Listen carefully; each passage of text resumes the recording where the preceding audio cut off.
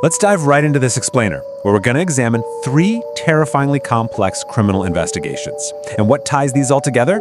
Well, in every single one, the initial assumptions were just completely shattered.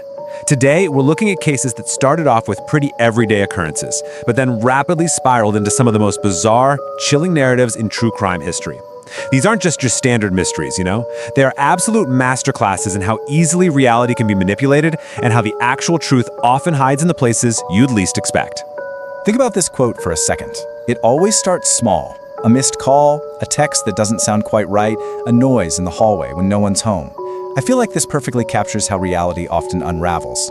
It's super slow before the true horror actually reveals itself. You tend to brush off the little things until you simply can't anymore, right? In the stories we're exploring today, a woman vanishes but her messages keep coming. A college student disappears right from her own backyard, and a family home seemingly becomes haunted. But as you'll see, things are rarely what they seem. Let's kick things off with our first case, the Phantom Digital Stalker, the disappearance of Carrie Farver.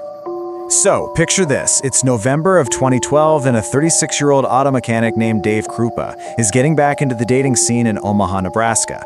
He was casually seeing a woman named Shayna Gouliar, but shortly after, he met this other, bright, wheelie-independent woman named Carrie Farver.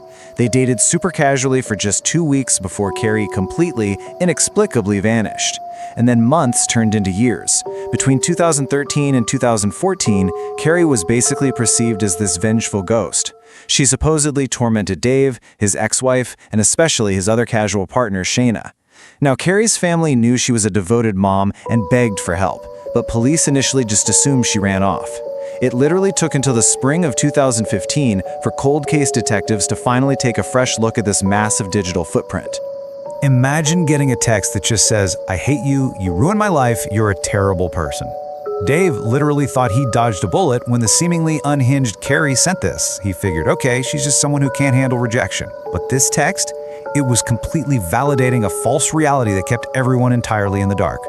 For years, Carrie only existed as an angry echo in cyberspace, firing off messages that bounced from lonely pleas to terrifying threats, perfectly mimicking a stalker's cadence. But here is where it gets absolutely wild. As detectives really dug in, they found this elaborate web of deception, and it wasn't perpetrated by Carrie, it was Shayna Gouliar. Shayna was brilliantly and terrifyingly manipulating digital tools to deflect suspicion away from herself. She masked her IP addresses. She scheduled text messages to arrive from Carrie while she was literally sitting right next to Dave on the couch. And the escalation is just unbelievable. She faked her own obituary, burned her own house down, tragically killing her pets in the process, and eventually she even shot herself in the leg to try and frame Dave's ex-wife. 65,000. I really want that number to sink in. That is the sheer scale of this deception. For 3 long years, Shayna sent roughly 15,000 emails and 50,000 text messages, all while pretending to be Carrie Farver. It was basically a full-time job of obsessive, meticulous torment, designed completely to keep Dave close to her and to paint Carrie as a total lunatic. So here is the horrifying paradigm shift. The actual truth? Shayna Gouliar had ambushed and likely stabbed Carrie to death in her own vehicle on day 1 of her disappearance. When police finally peeled back the upholstery foam in Carrie's recovered car, they found the preserved blood stains. Shayna had spent years impersonating her victim, but the crazy thing is, the very digital footprints she thought were protecting her are exactly what ultimately sealed her life sentence. Moving right along to case number 2, vanished in broad daylight, the abduction of Holly Bobo. It's a misty April morning in 2011. 20-year-old nursing student Holly Bobo is just sitting at her kitchen table, wearing her favorite pink blouse, studying. But that quiet morning suddenly turned into an absolute nightmare when she was led into the woods right from her own backyard in Darden, Tennessee. For over 3 years, her community waited agonizingly. They went through dead ends, a heartbreaking false lead when a purse was found in 2013. It took until September 2014 for hunters out searching for ginseng to finally tragically discover Holly's remains deep in the brush of a neighboring county.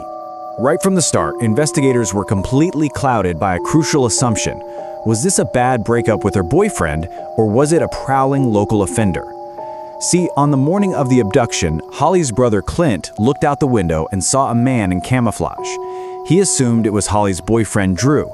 He thought he was just witnessing a heated breakup. This single assumption led investigators down a huge path of false leads, while the brutal community rumor mills actually ended up blaming Clint, or focusing on a local registered offender who turned out to have an airtight alibi. Well, get ready for the twist, because reality was far more sinister.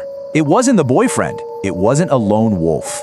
The actual truth involved a group of local men with heavy drug ties, specifically men like Zach Adams and Jason Autry.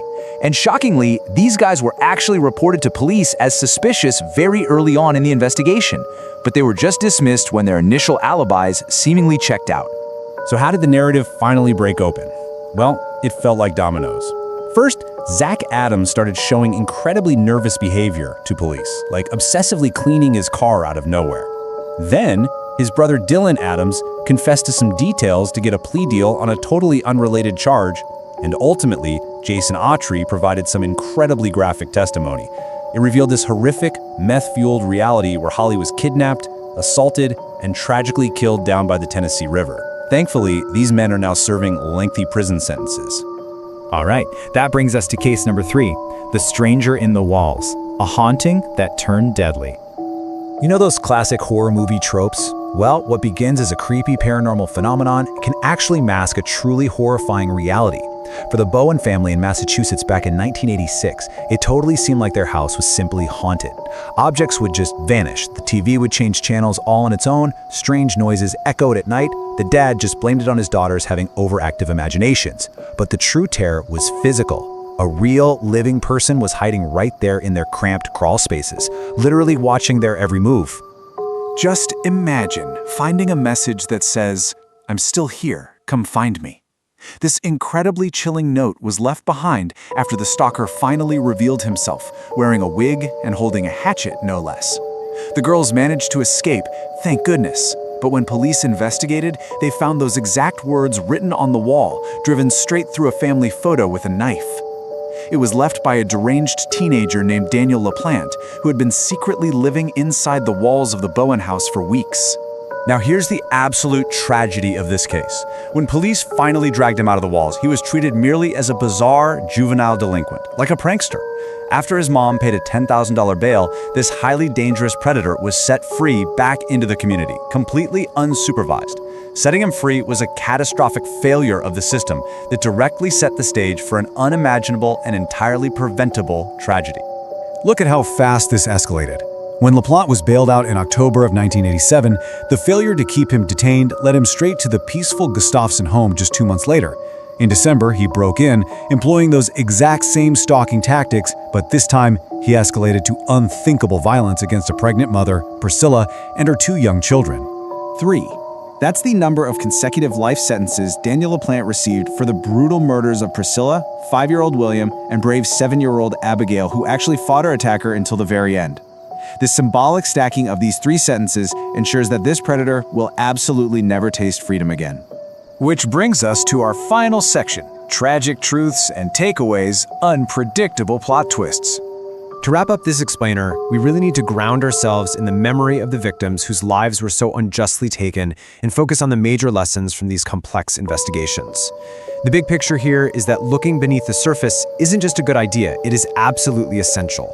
Whether it's assuming a missing woman just ran off, a boyfriend was to blame, or a teenager was just a harmless prankster, initial assumptions can dangerously derail the truth. We've also learned that digital footprints, no matter how cleverly you think you've masked them, they always leave a trail.